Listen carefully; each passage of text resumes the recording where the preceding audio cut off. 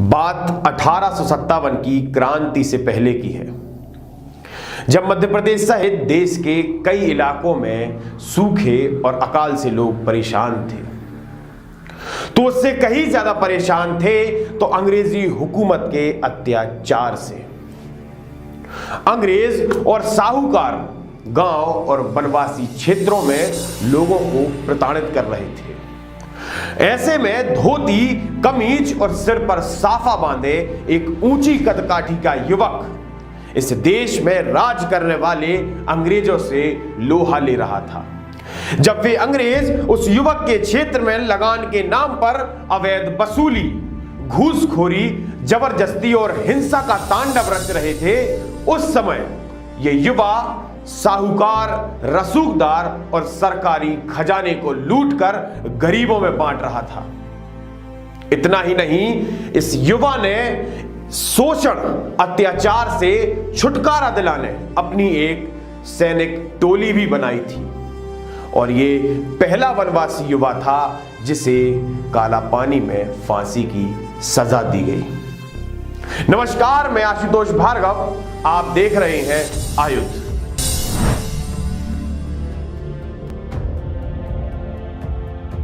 हम बात कर रहे हैं 1857 की क्रांति के दौरान आम जन में क्रांति की अलख पैदा करने वाले भील समुदाय के गौरव भीमा नायक की। सन 1815 को मध्य प्रदेश में जन्मे भीमा नायक की माता पिता उन्हें बचपन से ही संस्कारित कर अस्त्र शस्त्र की शिक्षा में कुशल कर रहे थे। उसी का असर देखने को मिला कि भीमा नायक ने लगभग 500 नौजवानों की एक सैनिक टुकड़ी बनाई, जिसमें भील, भिलाला, मकरानी के युवकों को शामिल कर उन्हें सैनिक की तरह प्रशिक्षित किया। सुरक्षा के लिए घाना बावड़ी में भीमा ने एक गढ़ी भी बनवाई।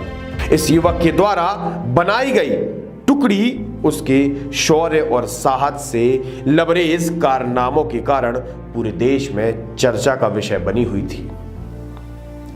3 नवंबर 1858 में तात्या टोपे जब दक्षिण की ओर जा रहे थे, तब वे निमाड़ की ओर आए। उनके आने से भीमा नायक सहित समस्त क्रांतिकारियों में उत्साह का वेग उमड़ पड़ा। इसी दौरान तात्या टोपे ने भीमा नायक से मुलाकात की और तात्या टोपे ने अपने 200 प्रशिक्षित क्रांतिकारी भीमा नायक के साथ कर दिए। भीमा नायक ने तात्या टोपे और उनकी सेना को नर्मदा नदी पार कराने में मदद की। जल्द ही भीमा नायक के किस्से उनके क्षेत्र से निकलकर पूरे देश में गूंजने लगे। जल भीमा, जंगल भीमा, जमीन भीमा, पहाड़ भीमा, फल भीमा, फूल भीमा, गुहार भीमा, जुहार भीमा। भीमा नायक के शौर्य के किस्से अंग्रेजों के कानों में गूंजने लगे। भीमा नायक के विद्रोह की वजह से अंग्रेज तिलमिला उठे। अंग्रेजों ने भीमा नायक की खोज में गुप्तचर तैनात किए, लेकिन भीमा नायक एक हवा का झोंका थे, किसी के हाथ नहीं लगे।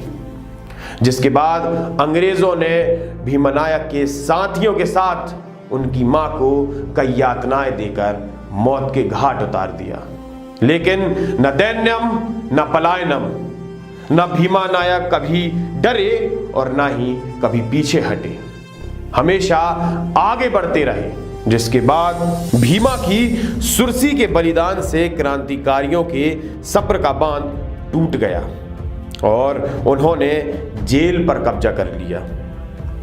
कई क्रांतिकारी पकड़े गए, कितने ही लोगों को सार्वजनिक रूप से फांसी दे दी गई, यहां तक कि कईयों को अंडमान निकोबार में काला पानी की सजा भी हुई। इतनी यातनाओं के बाद भी भील नेता भयभीत नहीं हुए।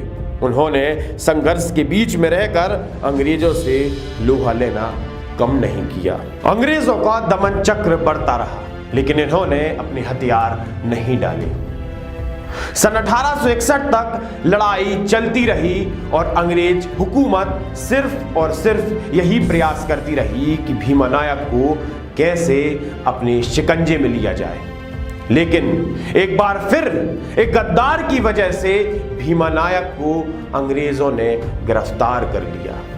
2 अप्रैल 1867 को भीमा नायक सो रहे थे, जहां पर एक गद्दार ने सूचना दी और सूचना के बाद अंग्रेजों ने भीमा नायक को गिरफ्तार कर लिया, जिसके बाद अंडमान और निकोबार में स्थित काला पानी में भीमा नायक को फांसी की सजा दी गई।